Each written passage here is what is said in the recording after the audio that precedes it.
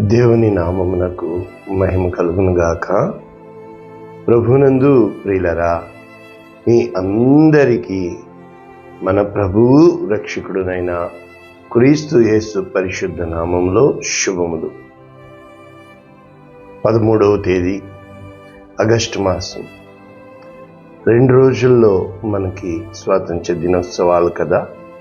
14వ తేదీ Pakistan independence day.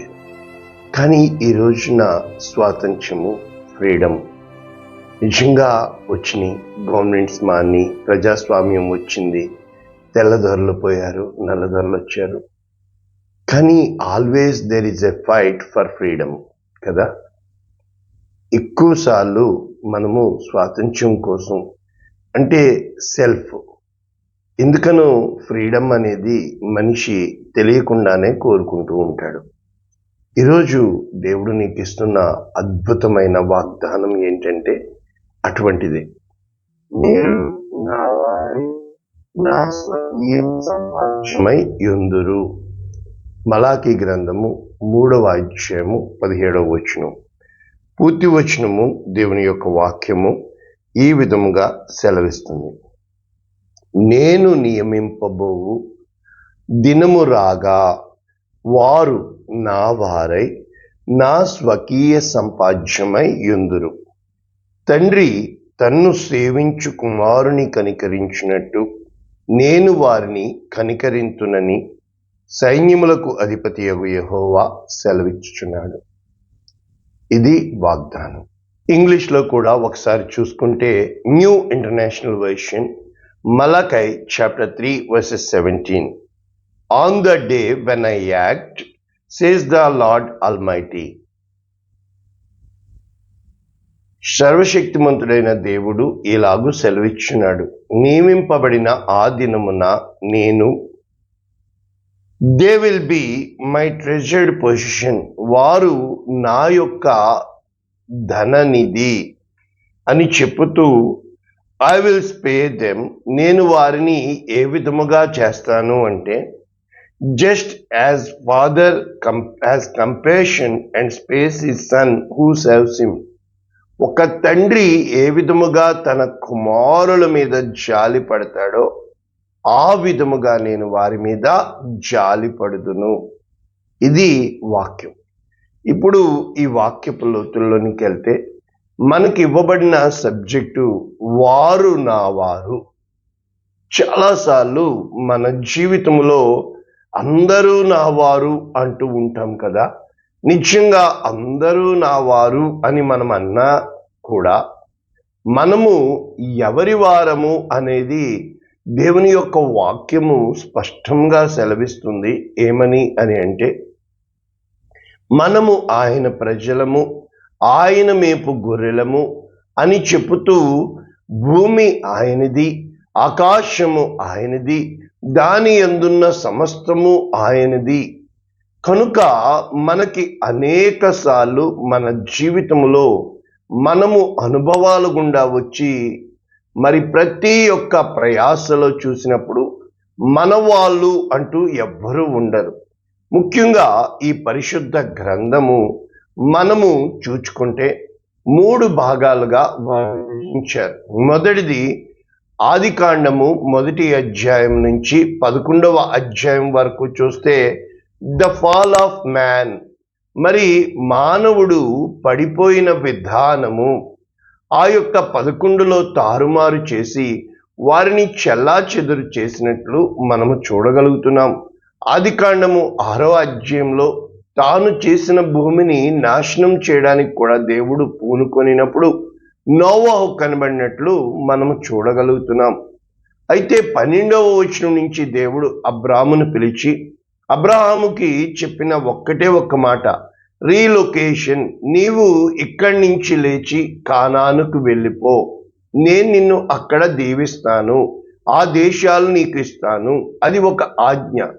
ఆ ఆజ్ఞకి అతను ఒబీడియన్స్ చూపించాడు, విధేయత చూపించాడు. మనము చూడగలుగుతున్నాం. అక్కడి నుంచి మలాకీ గ్రంథం వరకు మనము చూస్తే మిషన్ అంటే దేవుడు ఆ యొక్క విషయాన్ని ఏదైతే చెప్పాడో ఆ విషయము కోసము వారు నమ్మకముగా ఉండడం. ఇక తర్వాత కొత్త నిబంధన మనము చూచిన ఎడల యేసుక్రీస్తు ప్రభువుల వారి పరిచర్య, అవి మనము చూస్తున్నాం. రెండవ ఆదాము, కడపటి ఆదాము.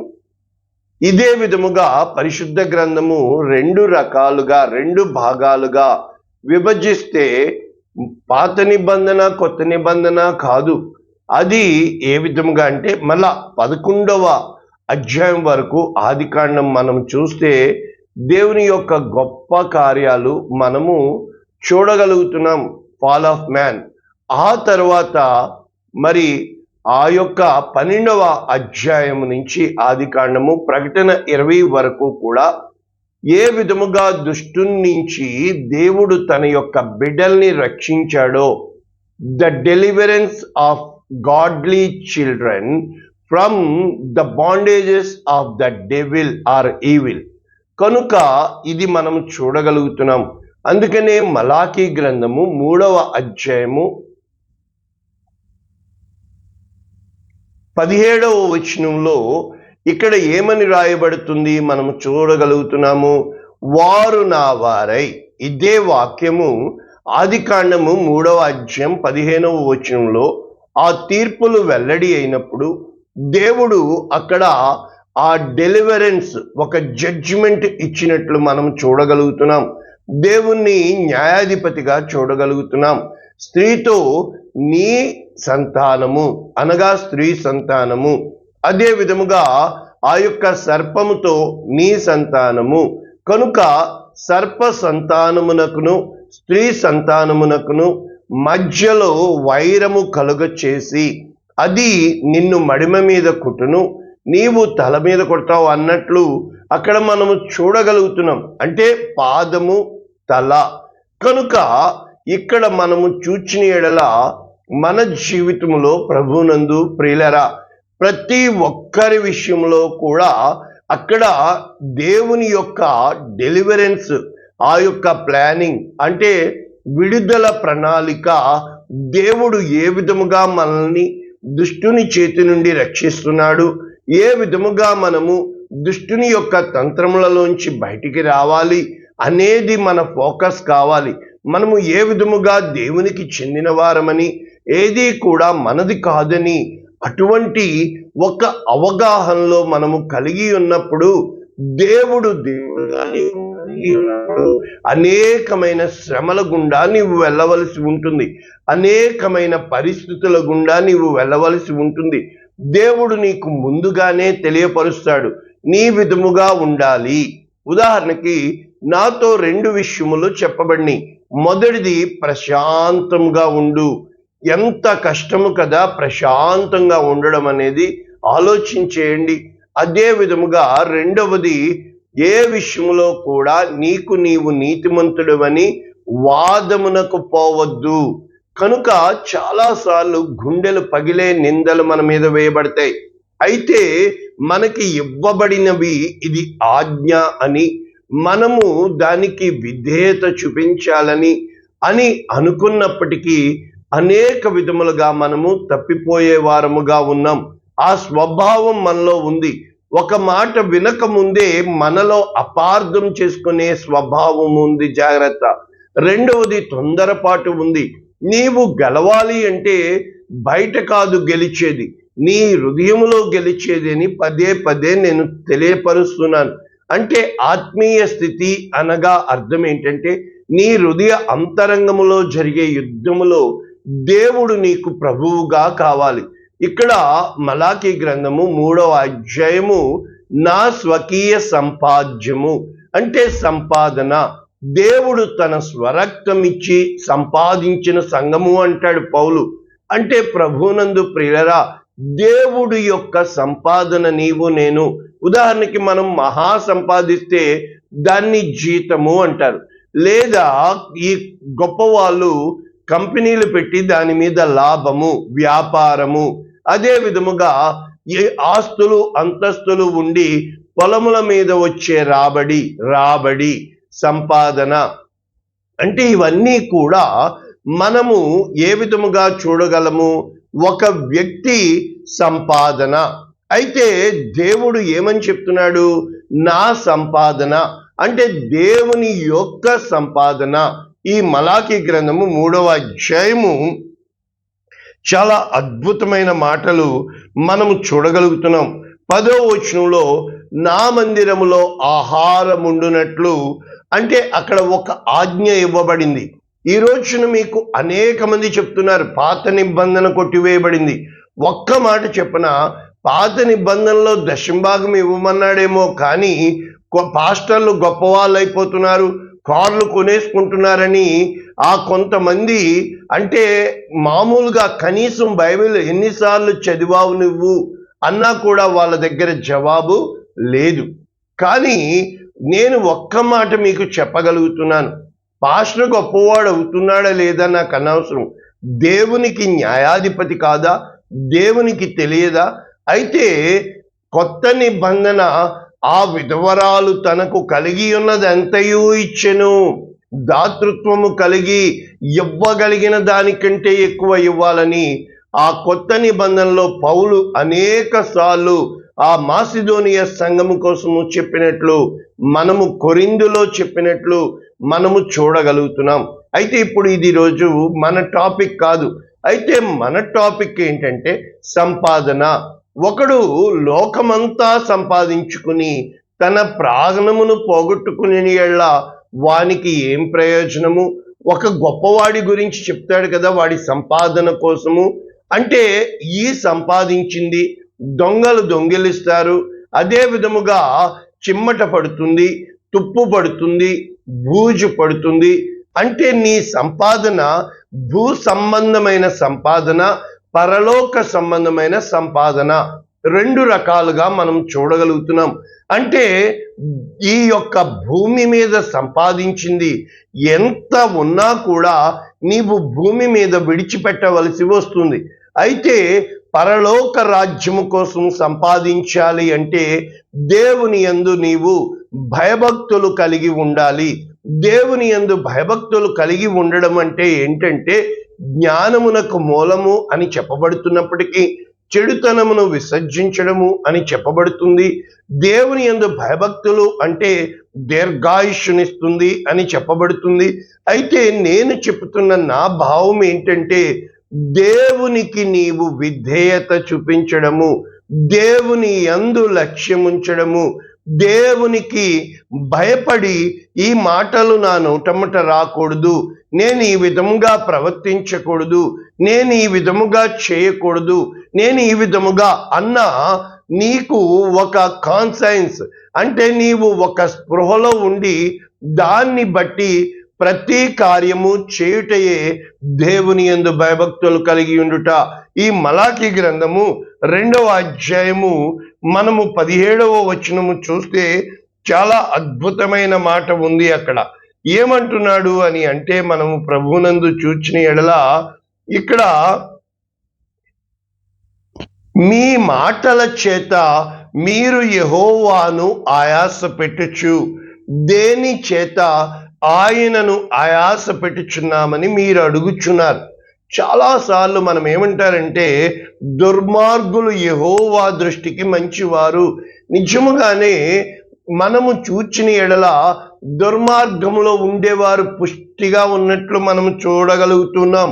కనుక దుష్టుల క్షేమము చూచేవారముగా ఉన్నాం. నిజముగా ఈ లోకములో ఆస్తులు అంతస్తులు సంపాదించుకున్న వారికే విలువ, 4 రాళ్ళు వెనక వేసుకున్న వాళ్ళకే విలువ అని మనము ఈ సమాజంలో విలువలు చూడాల్సినప్పుడు మరి ఈ భూలోక సంబంధమైన విలువలు, పరలోక సంబంధమైన విలువలు అంటే మళ్ళా వాక్యం మారుతుంది. అంటే మీకు అర్థమవుతుంది, ప్రతి మాటకి టాపిక్ మార్చిన మరుక్షణము నీ యొక్క అవగాహన మారుతుంది. కనుక యెహోవా దృష్టికి మంచివారు ఎవరు? దుర్మార్గులు అని చెబుతూ న్యాయకర్తయగు దేవుడు ఏమాయెను అని అనుకొనుట చేత దేవునికి ఎంతగానో ఆయాసం కలుగుతుందంట. మనము పేతురు రాసిన మొదటి పత్రిక 2వ అధ్యాయం 9వ వచనం మనకి తెలుసు, మీరు చీకటిలో నుండి ఆశ్చర్యకరమైన తన వెలుగులోనికి పిలిచిన వాని, అంటే దేవుడు మనల్ని, ఒకప్పుడు చీకటిలో ఉన్న మనకి దేవుడు ఆ అవగాహన ఇచ్చి ఉన్నాడు. సువార్త ఎంతో మందికి ప్రకటింపబడుతుంది, కానీ వారు ఆ అవగాహనకి రాకపోవడానికి కారణము అనేక సార్లు చూస్తాము.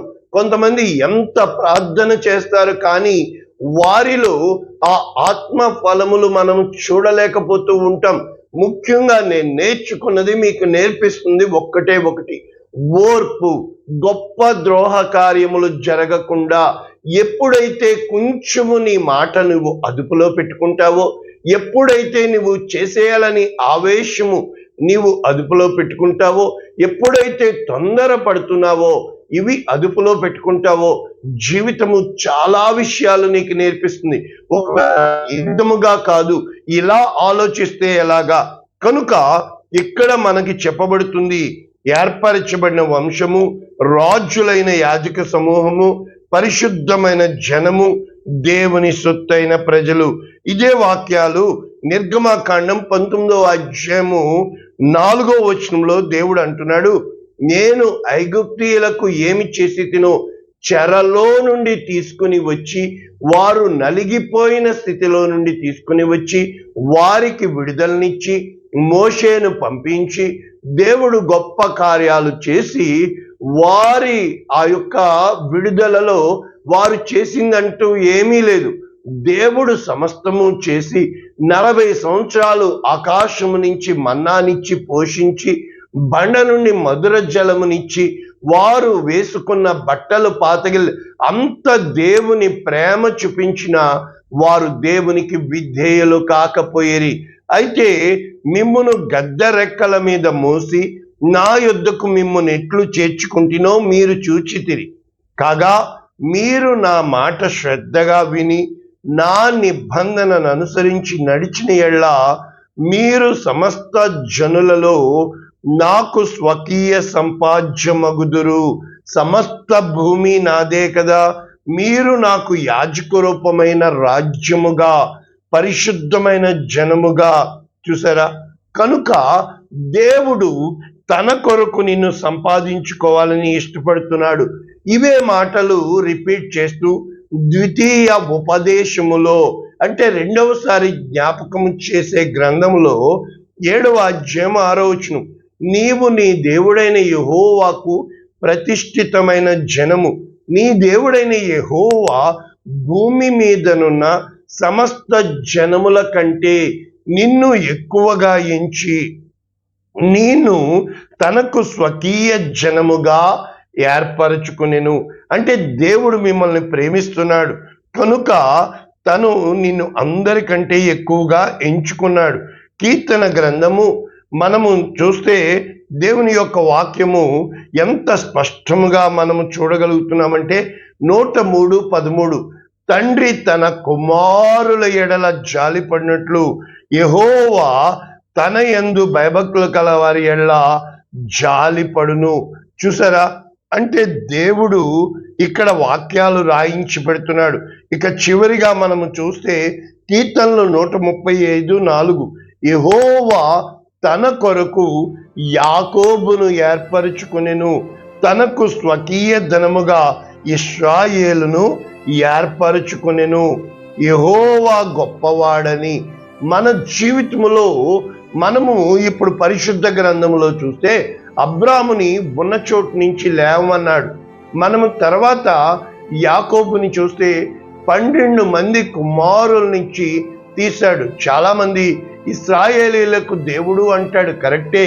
మనము చూస్తే ఏ విధముగా ఒకని ద్వారా ఆశీర్వచనము ఏ విధముగా రావాలో దేవుడు ఎవరినైనా ఎంచుకోవచ్చు.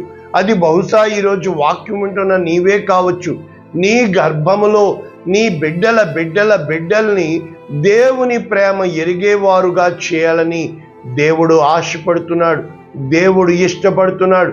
కనుక ఈ రోజు నుంచి కూడా నీవు నీ సొత్తు కాదు, నీవు వెలపెట్టి కొనబడిన వాడవు. అనగా నీ జీవితము నీది అనిపిస్తుంది, కానీ నీది కాదు, అది దేవునిది. దేవుని చిత్తమే జరుగుతుంది. శ్రమలు అవి నీకు శ్రమలు కాదు. ఆలోచించు, ఆలోచించు. ఎక్కడ నీవు తప్పిపోయావో నేను అనేక సార్లు తెలియచేసేది ఒక్కటే, నేను ఇంకా ఎలా అర్థం చేసుకుంటాను, నా మైండ్లో ఫిక్స్ అయిపోవాలా. దేవుడు మంచివాడు, దేవుడు న్యాయాధిపతి, ఆయన ఏలుబడి చేసే ప్రతిదీ కూడా భూలోక సంబంధమైనదిగా ఉండదు. నా ఆత్మ కోసము, నా విడుదల కోసము, పరలోక సంబంధమైన ధననిధి నాకు ఇచ్చుట కోసము, తన ప్రేమని నాకు ప్రకటించుట కోసము ఎప్పుడైతే ఈ అవగాహన పెట్టుకొని, ప్రిన్సిపల్స్ ఆఫ్ లైఫ్ పెట్టుకొని నీవు ముందుకు వెళ్ళడానికి ప్రయత్నం చేస్తావో దేవుడు నీకు తోడై ఉంటాడు. దేవుడు నిన్ను ఆదరిస్తాడు. ఆయన ఆదరణ నీవు గుర్తించగలుగుతావు. కనుక ఈ రోజు నుంచి కూడా మనిషిని కాకుండా దేవుని ఏ విధముగా నీ మనసు పట్టుకోవాలో, ఏ విధముగా నీవు అవగాహన చేసుకోవాలో నీవు ఒక్కటే ఫిక్స్ అయిపోవాలా. నేను దేవుని సొత్తు, నేను దేవుని బిడ్డను, నేను దేవుని బిడ్డను కనుక ఆయన సొత్తు కనుక అని ఎప్పుడైతే నీ ఆలోచనలు ఉండగలుగుతాయో దేవుడు నీ కోసము గొప్ప కార్యాలు చేయడానికి దేవుడు ఎంత మాత్రము వెనుకంజ వేయడు. దేవుడు తన స్వజనముగా నిన్ను ఈ రోజున కూడా పేరు పెట్టి పిలుస్తున్నాడు. కనుక ఈ వాక్యం మన వినికిడిలో దీవించునుగాక. ప్రార్థన చేసుకుందాం. పరిశుద్ధుడా, ప్రేమ కలిగిన తండ్రి, విత్తబడిన వాక్యమును అనేక మందికి ఆశీర్వాదముగా వీరి జీవితంలో నేను దేవునికి చెందిన వాడను, నాదంటూ ఏదీ లేదు, సమస్తము నేను విడిచిపెట్టి వెళ్ళాలా అనే అవగాహన కలుగు చేయమని, నీ కృపని ఉంచమని, నీ కనికరము ఉంచమని, నీ ప్రేమను వీరి పట్ల వెల్లడి చేయమని యేసు శ్రేష్టమైన నామమున దీవించి ఆశీర్వదించి సమాధానంతో వీరిని నింపుతున్నాం తండ్రి. ఆమేన్. God bless you all. దేవుడు మిమ్మల్ని దీవించునుగాక.